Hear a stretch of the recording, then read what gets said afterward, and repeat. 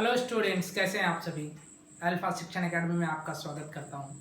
मेरा नाम है शिवम और चलते हैं आज के टॉपिक की ओर। Electric field at a point perpendicular to uniformly charged rod. कहने का मतलब है, ये मान लेते हैं रॉड है जो कि चार्ज्ड है। इसके परपेंडिकुलर किसी भी पॉइंट पे, इधर इस पॉइंट पे, इस पॉइंट पे, इस पॉइंट पे, कहीं भी इसके परपेंडिकुलर, तो हमें उस पॉइंट पे इलेक्ट्रिक फील्ड चाहिए। देखिए, ये है आपका रॉड, ठीक है, जिसका लेंथ हम मान लेते हैं कैपिटल एल ले लेते हैं। कहता है कहीं भी इस पॉइंट पे मान लेते हैं, ये पी पॉइंट है आपका।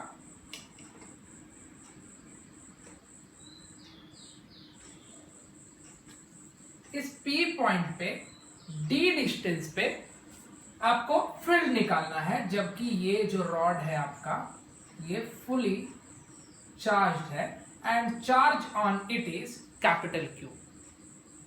देखिए, इस पे हमें निकालने के लिए अगर ये परपेंडिकुलर बाइसेक्टर पे होता थोड़ा सा आसानी से निकल जाता, मेथड इज स्टिल सेम। देखिए, हम क्या करते हैं, इस फुट ऑफ परपेंडिकुलर से, इस पी पॉइंट से जब हमने परपेंडिकुलर ड्रॉ किया तो इस फुट ऑफ परपेंडिकुलर को आप नाम दे दीजिए सी, और आपका जो रॉड है इसका नाम आप दे दीजिए ए बी।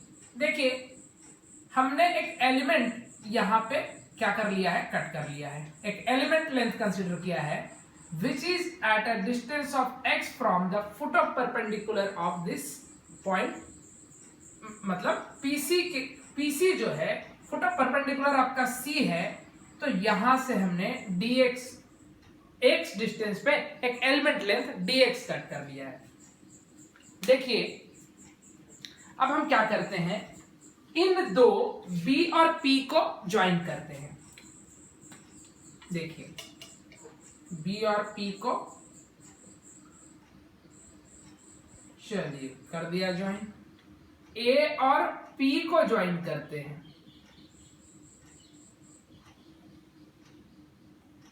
चलिए, अब कहता है कि ये जो dx एलिमेंट लेंथ है, देखिए सबसे पहला चीज, ये कोई पॉइंट चार्ज नहीं था। एक आपके पास ये जो रॉड है ये लीनियर चार्ज ऑब्जेक्ट है, तो इसके कारण इस P पॉइंट पे हम कूलम्स लॉ के अकॉर्डिंग नहीं निकालेंगे, क्योंकि कूलम्स लॉ के भी कुछ लिमिटेशंस हैं, कुछ ड्रॉबैक हैं। तो हम क्या करेंगे कि इस पे एक एलिमेंट कट कर लेंगे, उसके कारण क्या करेंगे, यहाँ पे फील्ड निकाल देंगे, और इस एंगल से इस ये एंड जितना एंगल बना रहा है हम मान लेते हैं वो एंगल θ1 है, और जो आपका एंड ए है वो एंगल θ2 बना रहा है। अब जो आपका dx है, dx पे कुछ चार्ज भी तो होगा, तो हम मान लेते हैं कि लेट चार्ज ऑन dx भी dq। हम dx पे एक चार्ज मान लेते हैं dq। तो चलिए बताइए dq का क्या होगा। हम जानते हैं लैम्डा क्या होता है, dq अपॉन dx, और dq क्या होगा, लैम्डा dx, है कि नहीं। तो हम dq को क्या मान लिए, लैम्डा इंटू dx। अब ये dx पे चार्ज कैसा है, dq, तो ये एक फील्ड क्रिएट करेगा पॉइंट P पे, और इससे हम क्या मान लेते हैं, dE मान लेते हैं। ये वाला जो इस डिस्टेंस को r मान लेते हैं। ये जो डिस्टेंस है एलिमेंट लेंथ से इस पॉइंट पे जहां पे आपको फील्ड निकालना है, उसका जो डिस्टेंस है वो हमने r मान लिया। देखिए, dE को हम रिजॉल्व करते हैं दो कंपोनेंट में। अगर ये हमने क्या माना, ये हमने मान लिया है, इस d को मैं इधर लिख दूं, ये आपका एंगल अल्फा है, तो ये भी एंगल क्या होगा, अल्फा। वर्टिकली अपोजिट एंगल से, वर्टिकली अपोजिट एंगल से ये भी अल्फा होगा। तो आप बताइए, वेक्टर आपने पढ़ा होगा, ये अगर d वेक्टर है तो ये क्या होगा, dE cos अल्फा, और ये वाला कंपोनेंट dE sin अल्फा। इतना आपको समझ आ गया होगा। देखिए, अगर ये बीच में रहता तो ये कंपोनेंट इस कंपोनेंट को क्या कर देता, कैंसल आउट कर देता। लेकिन अभी बैलेंस्ड नहीं है, डी साइन अल्फा जो है इधर कुछ और एंगल बनेगा, क्योंकि एंगल तो अलग है ना, उसका जो कंपोनेंट हो कुछ और होगा, तो इस डायरेक्शन में भी कुछ रिजल्टेंट होगा।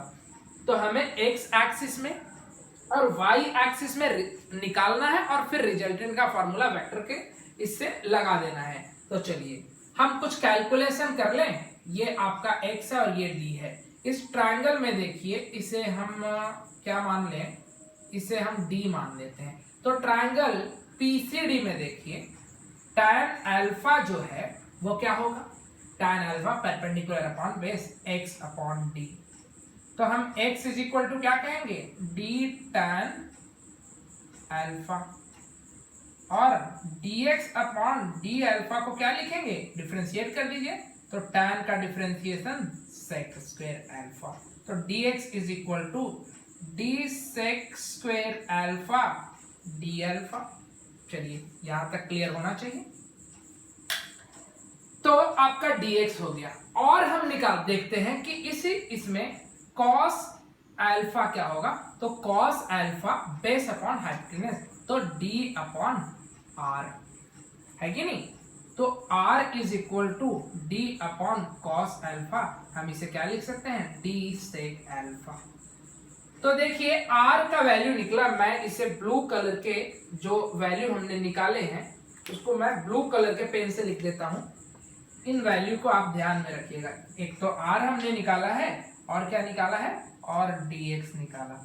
इस ट्रायंगल से दो क्वांटिटी जो कि ब्लू कलर के पेन से हमने दिखाया है वो निकाल दिया, आगे काम आएगा ये। अब देखिए, अब अगर ये dq चार्ज है तो dq चार्ज हमने निकाल दिया कि इतना होगा। इस dq चार्ज के कारण dE लगा, तो dE का स्ट्रेंथ क्या होगा, dE का मैग्नीट्यूड होगा, वो होगा k dq upon r square, है कि नहीं, k dq upon r square. और हम इसे क्या लिख सकते हैं, k dq क्या है बोलिए, lambda into dx, lambda into dx। अब देखिए ये जो आपका dx था हमने क्या लेके आ गया, हमने क्या लाए, d sec स्क्वायर अल्फा। तो हम इस dx को क्या लिख दें, d sec square alpha into d alpha upon r। देखिए ये r हमने क्या लाया, d sec अल्फा, तो इसे क्या लिख सकते हैं, उसका स्क्वायर है तो d square sec square alpha. देखिए ये sec square alpha sec square alpha से डिवाइड हो गया, एक d से डिवाइड हो गया। आपका जो dE है वो है k lambda upon k lambda d alpha भी है अपॉन d। ये आपका dE आ गया। चलिए नोट डाउन कीजिए इतना, हमारा dE तो आ गया। अब देखिए हम x डायरेक्शन के अलोंग हम रिजल्टेंट फील्ड निकालते हैं कि x डायरेक्शन के अलोंग क्या मिलेगा। तो Ex क्या होगा, हम dE cos अल्फा को क्या कर दें, dE cos अल्फा को अगर हम इंटीग्रेट कर दें तो हमें मिल जाएगा x डायरेक्शन में, but limit is the problem. हम कहां से लिमिट लेंगे, तो लिमिट देखिए ये इस एंड से ये थीटा एंगल बना रहा है और ये वाला जो एंड है वो थीटा 2 एंगल बना रहा है। तो इस चीज को आप समझ लीजिए। देखिए अगर हम इस लाइन से ऊपर जाएंगे, ये मान लेते हैं कि हमने इसको यहाँ पे फिक्स कर दिया और इसे ऐसे मूव करवा रहे हैं, तो ये जो एंगल हम क्लॉकवाइज में जा रहे हैं वो क्या होगा, वो पॉजिटिव एंगल होगा। यहां से हम जो एंटी क्लॉकवाइज में जा रहे हैं हम इसे निगेटिव एंगल लेते हैं। तो हम क्या कह सकते हैं, माइनस θ1 से प्लस θ2 तक अगर इंटीग्रेट कर दें तो हमें क्या मिल जाएगा, Ex मिल जाएगा। तो चलिए कोई दिक्कत नहीं है। तो Ex is equal to D का वैल्यू पुट कर दीजिए, k alpha upon D alpha, k lambda not alpha, k lambda upon d into D alpha and cos alpha. अब ये सिंपल सा इंटीग्रेशन कर लीजिए, और हाँ माइनस θ1 से θ2 जो हमारा लिमिट है वो भी k लैम्डा अपॉन डी को बाहर, और कॉस अल्फा का इंटीग्रेशन क्या होगा, माइनस नहीं साइन अल्फा माइनस θ1 से θ2 तक। EX जो होगा के lambda upon d sine alpha मतलब sine theta 2 minus of sine minus theta 1। Students याद कीजिए, इस क्वाड्रेंट में साइन क्या होता है? साइन नेगेटिव होता है। और ऐड शुगर टू कॉफी, याद होगा आपने 11th में पढ़ा होगा ये चीज। तो ऐड शुगर टू कॉफी, इसमें सिर्फ कॉस और उसका रेसिप्रोकल सेक सिर्फ पॉजिटिव होता है, बाकी सभी नेगेटिव होता है। तो ये फोर्थ क्वाड्रेंट में आ रहा है। ये जो है फोर्थ क्वाड्रेंट में हम कैसे लिख सकते हैं? साइन 2 पाई माइनस थीटा 1 लिख सकते हैं। ये हमारा π/2 पाई 3π/2 और ये 2 पाई। 2 पाई में से थीटा को कम कर दीजिए, तो हम इसे क्या लिखेंगे? Minus sine theta.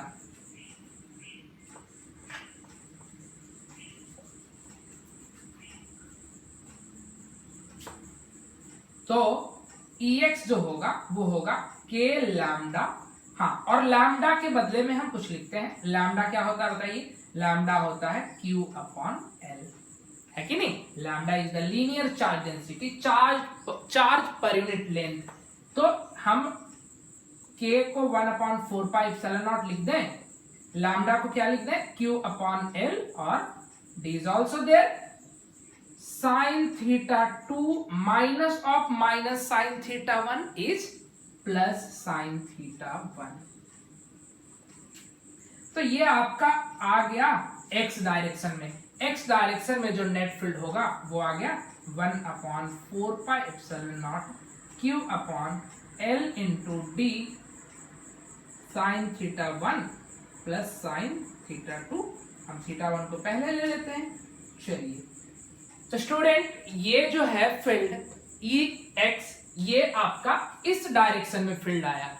स्टिल हमें क्या निकालना है? अभी भी इस डायरेक्शन में जो नेट फील्ड है वो निकालना है, और जो रिजल्टेंट फील्ड होगा उसे हम क्या करेंगे? वेक्टर के इससे रिजॉल्व करे, वेक्टर फॉर्मूला लगा के रिजल्टेंट निकाल देंगे। तो चलिए इतना नोट कीजिए, मैं इरेज करता हूं।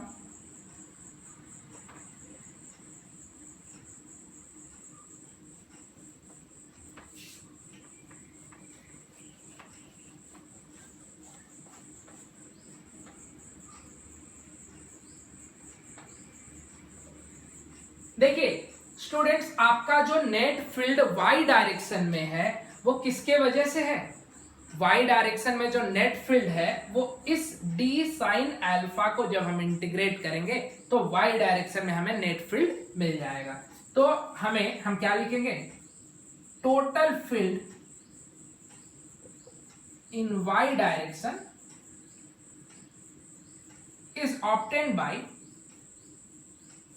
is obtained by integration of dE sin alpha, dE sin alpha और dE sin alpha between limits. बताइए क्या लिमिट्स है? -θ1 टू +θ2। हमने लिया -θ1 से +θ2। इसे निगेटिव क्यों लिया, इसे पॉजिटिव क्यों लिया, मैंने आपको बताया। अब देखिए इंटीग्रेट कर देते हैं, कुछ बचा नहीं है। डी आपका ये है, हमें EY निकालना है। EX हमने निकाल दिया, x डायरेक्शन में फील्ड हमने रिजल्टेंट निकाल दिया।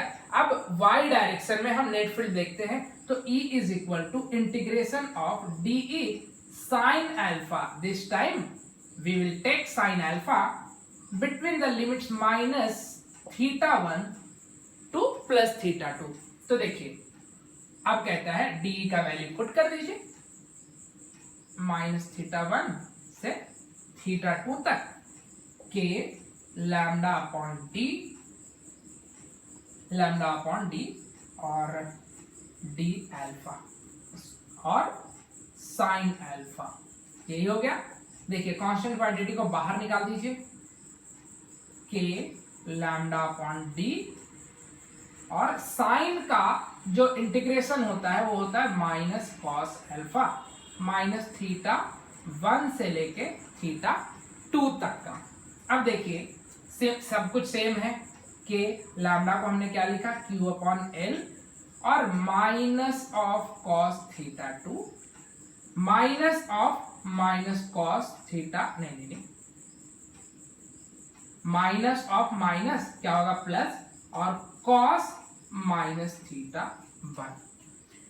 देखिए यहां अब कॉस माइनस थीटा 1 क्या होगा, जिन्होंने ट्रिगोनोमेट्री पढ़ा होगा उन्हें तो देख के ही ये चीज समझ आ गया होगा। तो देखिए कॉस इस क्वाड्रेंट में माइनस थीटा 1, थीटा क्या होता है, एक एक्यूट एंगल होता है, मतलब 0 से बड़ा और 90 से छोटा। तो देखिए ये जो है इस क्वाड्रेंट में आएगा, और इस क्वाड्रेंट में कॉस एंड सेक क्या होता है, वो दोनों भी पॉजिटिव होते हैं। तो कॉस क्या होगा, cos of minus theta 1 cos theta 1। तो EY क्या हो जाएगा, 1/4πε0 Q/L इंटू डी, और ये cos theta 1 minus cos theta 2। Student आपके पास जो EX आया था, मैं इधर लिख देता हूं, EX था 1/4πε0 Q/L इंटू डी, और ये था साइन था sign theta 1 plus sine theta 2। ये आपका EX था जो कि अभी अभी हमने डेराइव किया। ये EY है, EX इधर होगा, EY या तो इधर होगा नहीं तो इधर होगा। जो नेट फील्ड होगा E नेट या ER लिख लीजिए, under root EX square plus EY square, ये आपका नेट फील्ड आ जाएगा। तो चलिए इसे नोट डाउन कीजिए, और अगर कोई प्रॉब्लम आए स्टूडेंट्स तो आप कमेंट बॉक्स में कमेंट कीजिए, मैं जरूर जो भी प्रॉब्लम आता है वो जरूर मैं सॉल्व करूंगा, आपके कमेंट का रिप्लाई करूंगा। चलिए have a good day for today.